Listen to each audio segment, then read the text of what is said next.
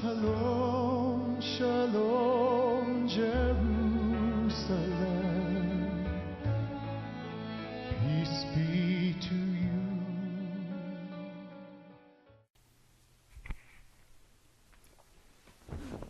Hi.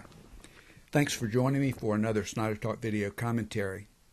In the last commentary, I talked about Exodus 3:13 through 15, where Yahweh told Moses, "Thus you shall say to the sons of Israel, I am has sent me to you."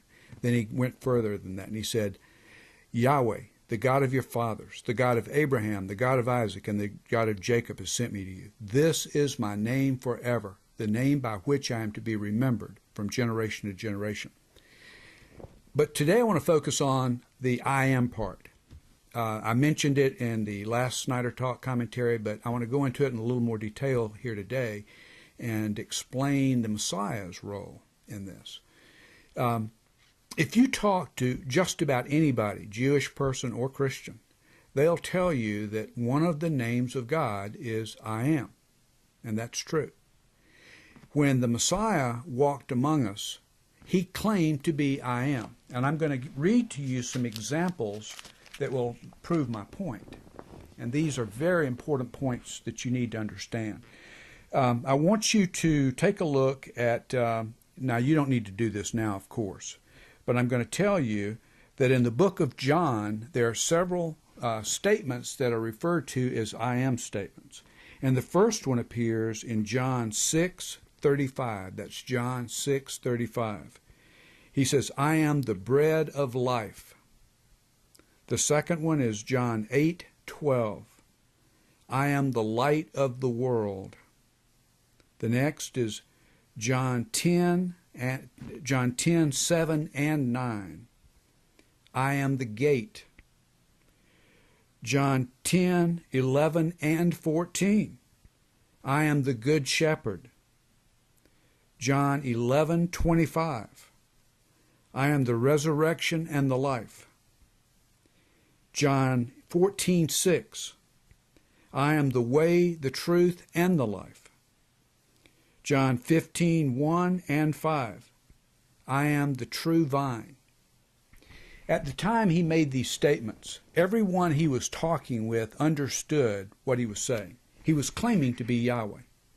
At that time, there was a prohibition against saying the name Yahweh. I'm not going to go into that in detail tonight, but I'll go into it in detail later. I'll simply say this. At that time, halakha, which is Jewish religious law, had decreed that anyone who said the name Yahweh, who didn't have the authority to say the name, was guilty of blasphemy and would be put to death. So there was a death penalty. It was a capital offense to say the name Yahweh. So while the Messiah was preaching and teaching, he was telling people who he was, but he didn't always use the name Yahweh. He actually did use the name Yahweh some. But he used the words I am, or the Hebrew word hayah, a lot to explain who he was. They all understood him, and there was nothing the religious leaders could do about that because he hadn't committed blasphemy. He had told them he was Yahweh, but he had not used the name Yahweh. That was not illegal. If he had said the name Yahweh, he would have been guilty of a capital offense, and the punishment for that was death. Death by stoning and hanging on a tree. That's an interesting point, because you can bet that while the Messiah was carrying his cross to the crucifixion site, people were throwing rocks at him. Okay, here's the point. We have a Messiah who is Yahweh, and he said it very clearly. Those I am statements are things you need to study. Go to your Bible and look them up and see what he's talking about, because he's telling them he's Yahweh. An example.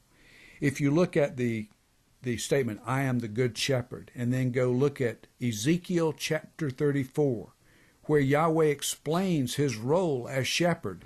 In effect, what the Messiah was doing in John 10:11 and 14 was telling them that he had come to do the job Yahweh told Ezekiel in chapter 34 that he was going to do.